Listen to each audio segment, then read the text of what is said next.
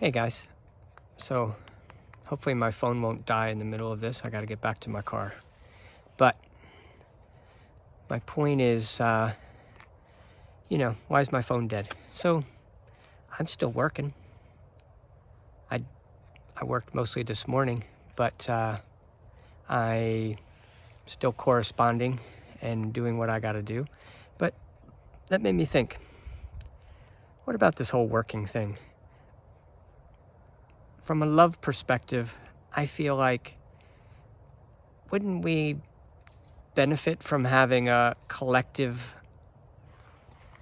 idea or pointer? Oh, getting back to that point, let's keep integrating, go farther with this. So I don't know where this stuff's going, but remember I made the point of, let's get a prophet and a king. So every corporation on up, not that the presidency is a corporation, but on up the ladder all the way to the presidency, vice president would be your prophet. So let that be a position that is assigned, and not by a vote of the people, because a vote of the people, as we know now by looking around at the people, would be muchly based on fear.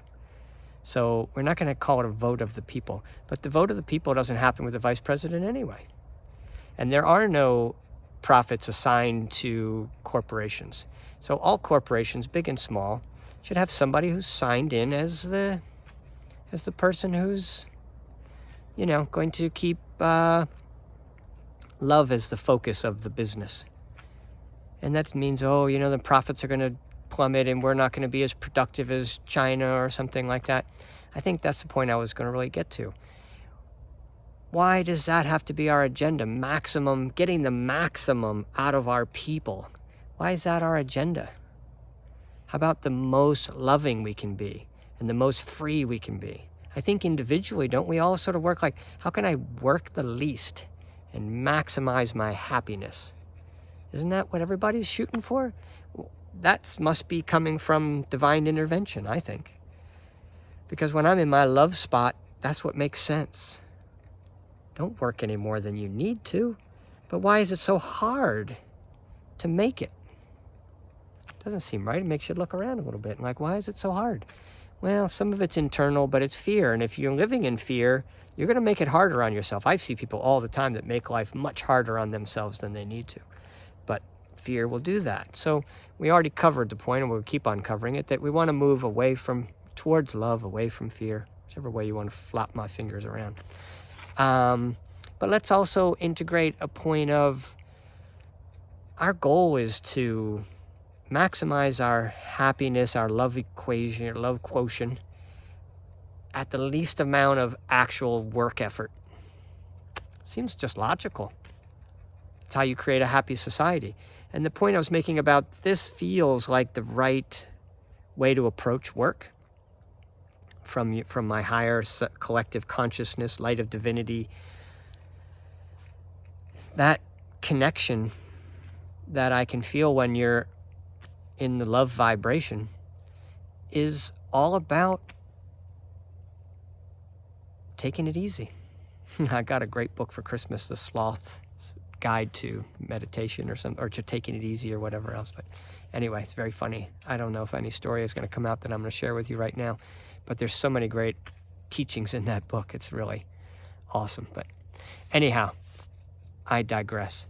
But we need to be more sloth-like. Just relax and take it easy a little bit. Sure, we can still have our defense system, we can still have our corporations, we can still produce a lot of things, but let's go to what's the most loving way to be with the least amount of effort? And the most loving would have to include everyone, right?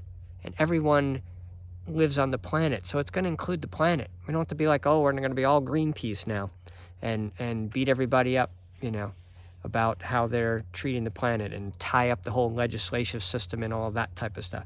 No. We're just going to make a big sweep, and the environment will just come with it. We don't even have to worry about the environment, because there's a million decisions that are better for people, make us happier, make us work less,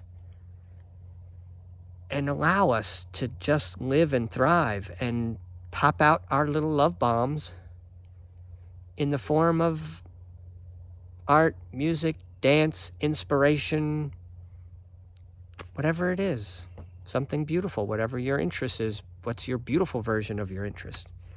Let's just pop those things out.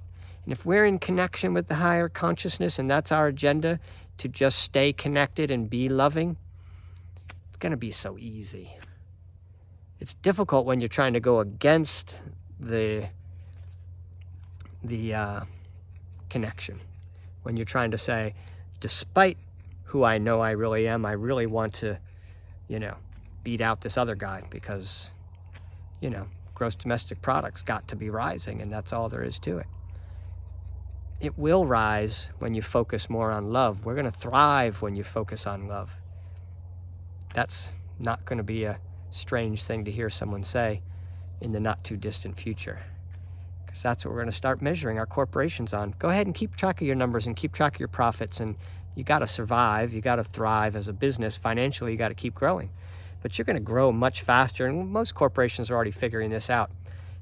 What's the love equation? What's the connection? But I think a lot of the people aren't really appreciating the love connection. There's a lot of companies that put out the love connection and do good, and they don't really get promoted that much unless they do something wrong.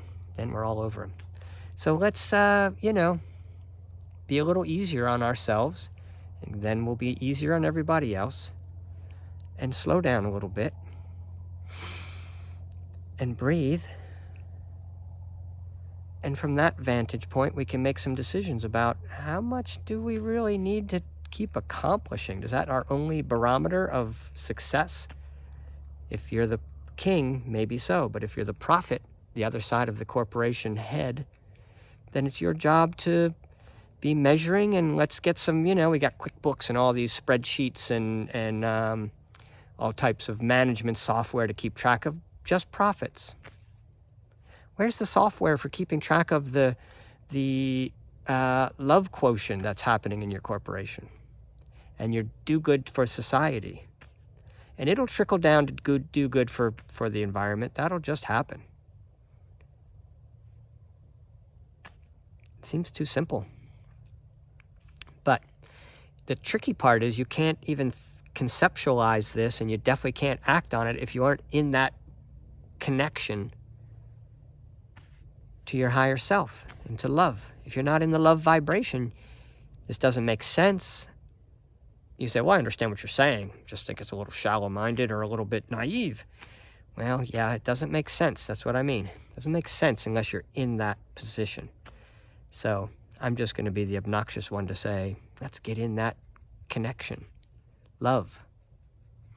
I know I did need to define what that is a lot more, and I guess that's coming because I'm on a ride now. I don't really know who's driving. I know who's driving. The collective consciousness, light of divinity, my higher self, the future version of myself who's influencing me. However you want to look at it, it's all just fun and games because it's way too complicated to wrap our heads around. But we can tell when we're in the vibration and feeling and acting love, because these big things seem very simple and you don't have to work real hard for the answer. But that's not much of an answer. But anyway, I love you guys. Stay on the path. And when you're on the path and you're back to work, if you've got it and you know it and you know you're connected to the higher good, speak up. Then we'll know how to guide ourselves and how to work our way out of this fear-induced economic shutdown. It's a great reset. It's time to plug in a new program. So let's do it. Let's have fun with it. Anyway, love you guys, and don't forget it's all good in nature. So come on outside and get some inspiration. Anyway, see you guys. Love you. Out.